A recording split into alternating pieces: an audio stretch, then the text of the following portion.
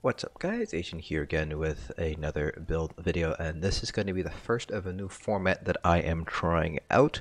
This is going over the gear and character sheet, so basically all the sort of character information, race, mundus, all that kind of thing, for a two-handed bow builds across the board. So we will not be going over things like skills, we won't be going over things like rotations.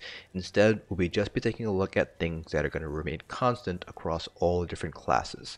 Now, of course, there are going to be a couple of sets and a couple of other things that are unique to each class that might change between things like gear and CP, but for the most part, all this information is pretty much going to remain constant across all the two-handed builds that I'm going to release over the next few days. As a result of this video should be used as a reference guide, and it will be linked on all of the build videos themselves, in both as an info card on the upper right hand corner of the screen, as well as down in the description below, so people can refer back to this video if they want to know what gear I am using.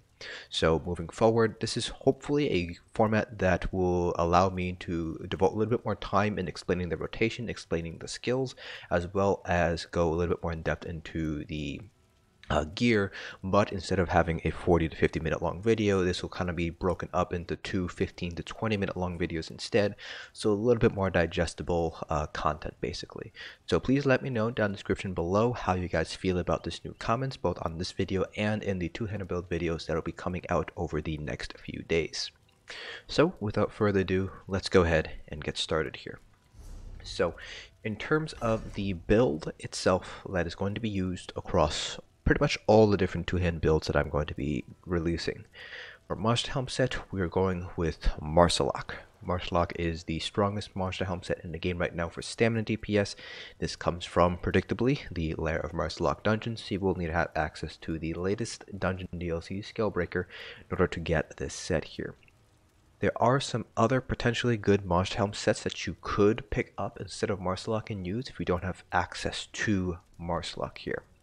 So first, talking about Marslock real fast, one of the big issues with Marslock is the fact that it does require you to bash the enemy. And so this console people, unfortunately, you will not be able to rebind bashing, but I do recommend for PC players to rebind your bash key to something else. If you have an MMO mouse, for example, perhaps binding it to one of those keys or another key on your keyboard besides just block and light attack, mainly because when you're blocking you don't get any stamina regen, so even if you're only blocking for a split second, there is a chance you will miss out on a regen tick. So it's better just to rebind and bash to a different key, a single key press, to make it a little bit easier to do. This also does mean that you will need to take into consideration your sustain a little bit, because bashing does eat into your overall sustain. You might need to adjust your CPs in order to account for that, so just keep that in mind if you're using Marslock here. Now, on a solo parse, like I'm going to be doing in all of my build videos, Marslock is going to be a little bit lower than what you would see in a raid, mainly because it adds 5% to the initial damage for each negative effect that you have. A lot of negative effects will be coming from your support roles, tanks, healers, and so we don't have those in a solo parse, things like Major Fracture, Minor Breach, all those sort of things. And so it's going to be a little bit less on our solo parses. Now, in terms of other Monster Helm sets, we're going to go start from the top and work our way down. So I do want to point out Krog here. You typically speaking will not be wearing Krog for the two-piece, you'll be wearing it for the one-piece instead. So one of the downsides of running a two-handed build is you basically need to run a armor set with a physical penetration bonus to get to the penetration cap, or you need to run Sharpened on your weapon if you want to get up to the penetration cap. Now, that being said, I have found the best trait for my two-handed is going to be Precise. So generally speaking, the best way to hit penetration cap is either to underpen by about 1k or so, like I am in my builds, or use a set like Krog, one-piece Krog or one-piece Velodreth for the weapon damage bonus here, so that way you get to the pen cap with the additional physical penetration that you're getting from Krog. That's really why you'd use Krog. You wouldn't really be using it for the two-piece bonus. Next we have Celine's, which is going to be the best Monster Helm set for any base game players here. This comes from Celine's web. The Monster Helm itself is actually quite strong. It is the quickest in terms of, I should say the lowest in terms of cooldown at 4 seconds, and it also deals the most amount of damage in a single hit besides Marslock, potentially. Now, the problem with Selene compared to other Monster Helm sets is the fact that this is single target only, so you have no cleave whatsoever with Selene. So that doesn't make it really great for trash pulls, but really good for single target fights here. Moving on, we have Slimecraw, which is nice for the Minor Berserk that it gives out. There will be some instances where you might not be able to rely on your healer for Minor Berserk uptime, so you might be separated from your healer, you might be progressing through content, so in those instances, Slimecraw is going to be a little bit stronger just because Minor Berserk is a very strong buff. But if you are able to get very good Minor Berserk uptime from your healers, don't bother wearing Slimecraw, wear another Monster Helm set instead. Next we have Stormfist here. Stormfist is going to be used more if you need the additional sustain. For example, on a Stamina Necromancer, which has traditionally very bad sustain, Stormfist does end up being a okay option. In terms of raw DPS, it is definitely the weakest out of all the Monster Helm sets we've discussed thus far, but it does have that stamina regen on the one piece, giving it some additional sustain bonuses here. Now, one of the weaknesses of Stormfist and why it is not a very strong Monster Helm set beyond the weaker damage that it provides is the fact that the fist, when it spawns, is static, so it will not be able to move to kind of keep up with the boss. As a result of this, the boss can move out of the fist itself and therefore take no damage. So that's one of the weaknesses of Stormfist. And then finally, we have Veladreth, which comes from Cradle of Shadows, so this does require you to have Shadows of the Hiss DLC. The one piece is stronger than the max stamina bonus from Marslock. The weapon damage bonus is going to be stronger, but the two piece is going to be a little bit weaker. Not only does it have a longer cooldown, I should say, there has been a fix that is sort of buggy right now, but I have seen it work occasionally, where only one disease spore can hit one boss at a time. Previously, one boss can get hit by more than one disease spore per proc. There are some cases where you can still have this happen, but generally speaking, they have managed to fix this bug that they called it. And so Veladreth is no longer the strongest Monster Helm set now. If you're in a position where you're not going to be able to get a lot of negative effects from your support rolls in order to buff up Marslock, then Veladreth does actually end up being a little bit stronger than Marslock. It also does have additional cleave potential because it does spawn 3 disease spores, so it does have some additional cleave potential at a longer range than what Marslock is able to provide. Next, in terms of sets, the best combination of sets that I have found for my two-handed builds is going to be Perfected Relequen on the body, still the strongest set here. This comes from the Cloud Rest trial, so you will need to have access to the Somerset expansion to get this set here. The perfect version adds the additional max stamina on the 5-piece, so you don't need to get the perfect version. The unique 5-piece is what we're really going for, so the imperfect or the perfect version is perfectly fine to get. And then we have Lokkestiiz here, which comes from the Sunspire trial, so you only have access to the Elsewhere expansion to grab this set. Again, much like Relequen, doesn't really matter whether you get the perfect or the non-perfect version, you're just aiming for that unique 5-piece. The perfect version is obviously preferred because you do get the additional weapon crit on that 5-piece bonus there, which is stronger than the stamina that you're getting from Perfected Relequen, but even a non-perfect Lokkestiiz still ends up beating out a lot of the other sets that we'll be discussing here. For our front bar, we're going with a Battle Axe. The bleed from the Battle Axe was buffed, so it's actually very strong now. You can still go with the Greatsword, but Battle Axe is going to be, on average, parsing a little bit higher than the Greatsword. Greatsword is going to be a little bit lower, but it's going to be a lot more consistent because with the Battle Axe, you are reliant on that RNG for the bleed itself. We're going precise here with a Double Ravage Health Poison. You could also go with Sharpened instead to get the additional penetration, in which case you will need to shift your CP points around in order to not overpen in certain content. Then for our back bar, you can run the Masters or the Maelstrom Bow. Masters for single target, Maelstrom for AoE. Masters Bow, both of them is going to be infused with a weapon damage enchant here. Now in terms of other alternative sets here, we'll start off with dungeon sets, move on to overland sets, then trial sets, and finally crafted sets. So first, starting off with dungeon sets. We're starting off from the top and working our way back down. We have Leviathan, which is a base game set from Crypt of Hearts. This basically acts as the stamina version of Mother's Sorrow, so just gives us a bunch of weapon crit. In a crit heavy meta, Leviathan is going to be fairly strong. Now, the 5-piece bonus is a static effect, so you will want to wear this on the body. You could wear this as a front bar set, but it will have less effectiveness. Just keep that in mind. The only class where I would probably not recommend running Leviathan would be Necromancers because of their Death Knell passive, which gives them additional crit chance and execute. So a little bit weaker on Necromancers, though it's still a fairly strong option even then, just because the front 75% of the fight, Leviathan will still be very useful. Moving on from there, the other set I want to talk about is going to be called Tzogvin's Warband.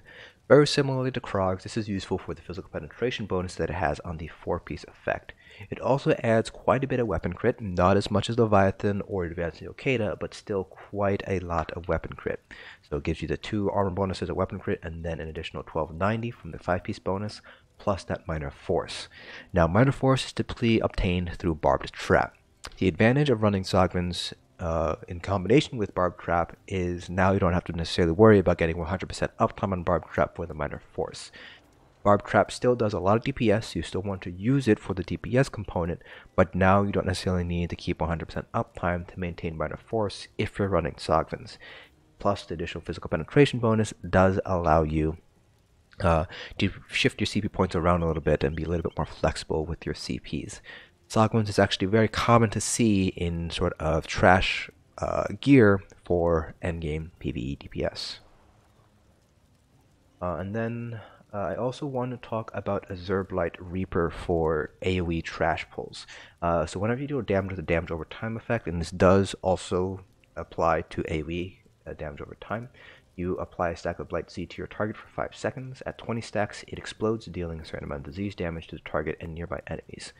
This can be very, very strong because each tick will apply that stack of Blight Seeds. So once you have multiple dots going, you can get a lot of Blight Seeds going off really, really quickly. So very strong for trash pulls, but for single target DPS, not going to be quite as strong here. So definitely a set that I would recommend taking a look at.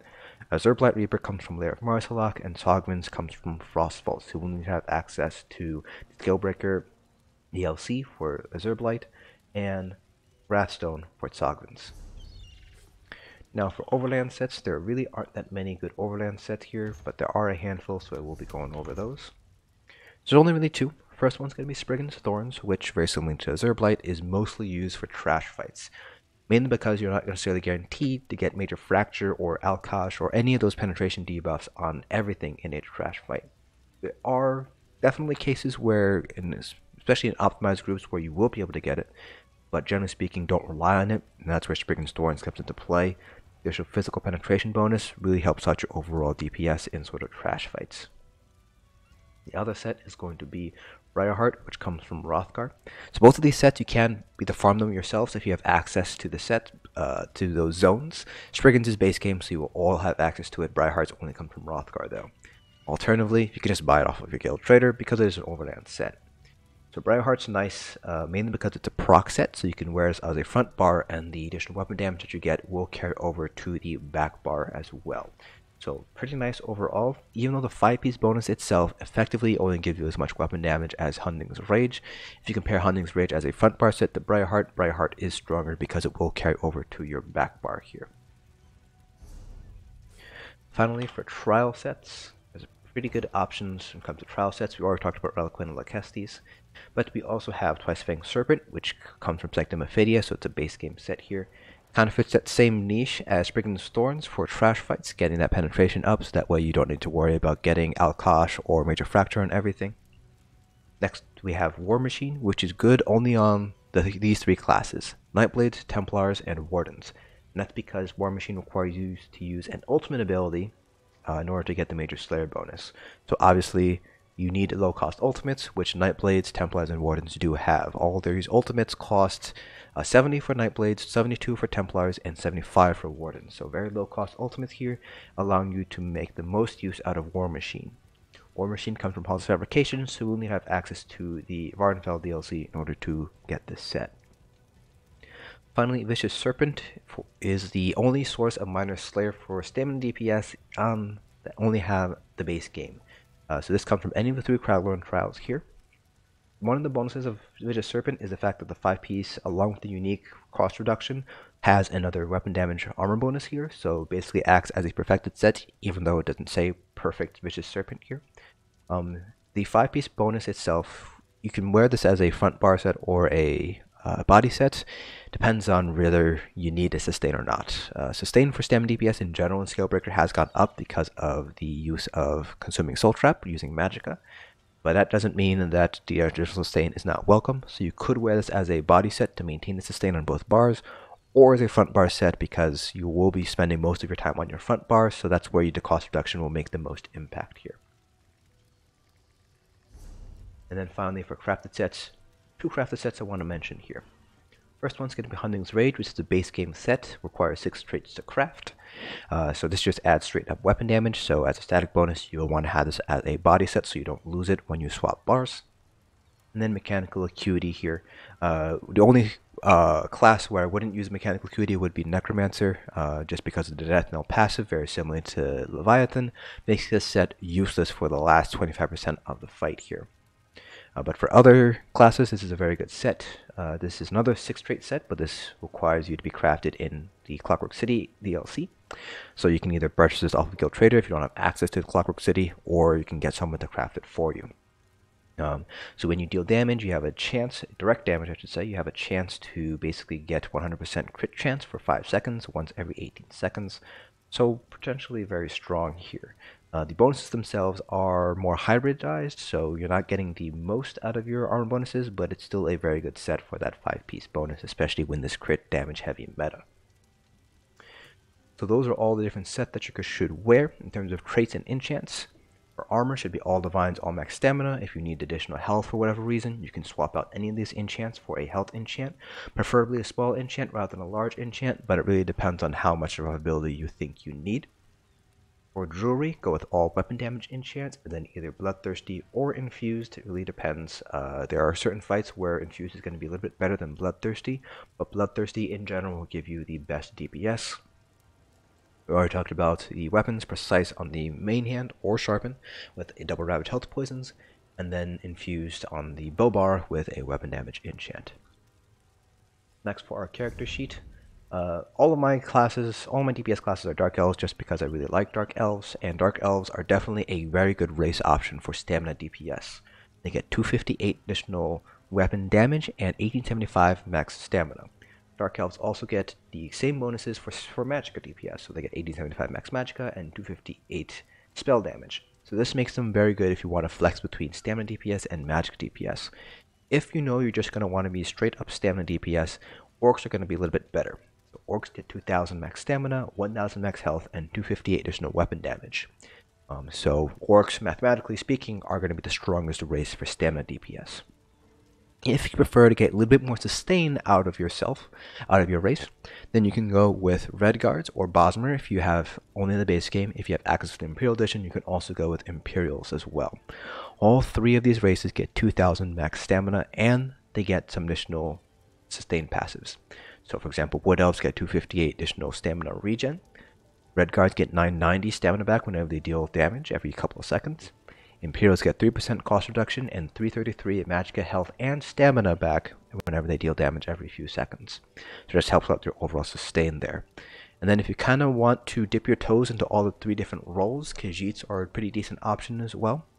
And they get very balanced stats. 825 across the board for Magicka health and stamina, 85 Magicka and stamina regen, 100 health regen, and 10% additional critical damage done and critical healing done.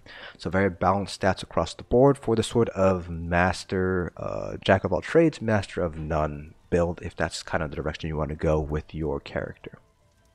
For attribute points, all of our points are going to stamina. Most builds will be running blue food just because sustain is a lot easier now than it has been in the past. Plus, two-handed builds in general do have a little bit easier time sustaining just because a lot of their abilities don't use quite as much stamina, or they have cast time associated with it, for example Wrecking Blow, so you have a little bit more time to get some stamina regen going. But because of that, we don't need to put any points into health because blue food more than easily gets our health up to a good threshold for vet trials. That being said, there will be instances where you might want to run Artaeum Takeaway Broth or Dubious Khorne Throne instead. In those instances, you will want to shift some points into health to make up for the loss in health.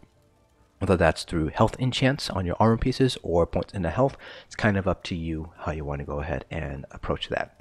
General rule of thumb is that you want to hit around 16.5, 17k max health before Ebon and before toughness in order to survive a lot of these one-shot abilities in vet trials.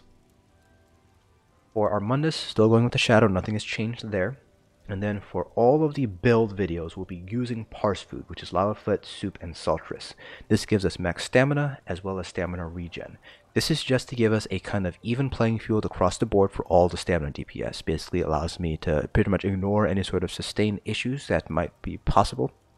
That being said, a lot of classes won't need Lava Foot in order to fully sustain, except for perhaps Necromancers. So just keep that in mind here. Again, you will be using Blue Food, Arcane Takeaway Broth, or Dubious Command Throne, depending on how much sustain you feel you need. Then finally for our CPs, again, like I mentioned earlier, you might need to shift these around depending on your specific setup here, mostly for penetration CPs. So, starting off with our green CPs, 100 Mooncalf is the only thing that really matters here. Everything else is sort of dependent on what you really need out of your green CPs. So for example, if you feel like you don't need the heavy attack to sustain, don't need 75 points of tenacity, you can shift them into other areas here. So I have 75 tenacity, for example, 31 Shadow Word, 31 Tumbling, 33 Warlord. If you're running Marslock and you don't need additional points of tenacity, you can drop this down and put them in a bashing focus to reduce the cost of bash, which might help out your overall sustain a little bit here. There's definitely a few options here. For blue CPs, this is going to vary a little bit depending on the specific build itself. So I'll give you kind of what I generally go for here. So generally speaking, what I like to go for is 61 Thaumaturge, 61 Precise Strikes, 62 Piercing, 49 Mighty, and 37 Master at Arms. This is generally speaking going to be a very good setup here for two-handed builds. Now, depending on whether you're running something like, oops, I pressed the wrong button here. Depending on whether you're running something like, for example, Tzogvins or One Piece Krog, you might need to shift some points around out of Piercing.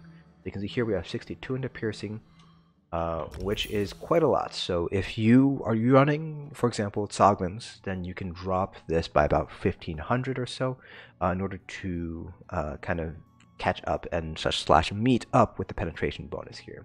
General rule of thumb is to hit 5850 penetration if you have all your debuffs active. If you don't have things like Tzogvins, if you don't have things like Torag's Infused Crusher or Alkosh, adjust your CPs accordingly. That way you're able to hit the penetration cap of 18,200. Finally, our red CPs, 81 into Ironclad, 61 in Thickskin, and 64 in both Hardy and Elemental Defender. This is going to be a balanced approach to overall trial mitigation. If you want to max measure mitigation for a single piece of content, you will need to shift your red CPs around in order to best suit that content that you are running. Alright, so that is going to be it for this video. So again, this is just going to be things that are common across all different builds here. So there will be specific class builds looking over skills and the actual rotation and parses. Those are all in separate videos. This video is just for a reference for those other class specific videos here. But if you guys have any questions about the gear, anything about this video itself, please feel free to leave down in the comment section below, and definitely leave comments in the below whether you'll like this new format or not. This is something that I am testing out here for this particular group of build videos. But that concludes this video. Hope you guys found this informative, and I'll see you guys in the next dungeon.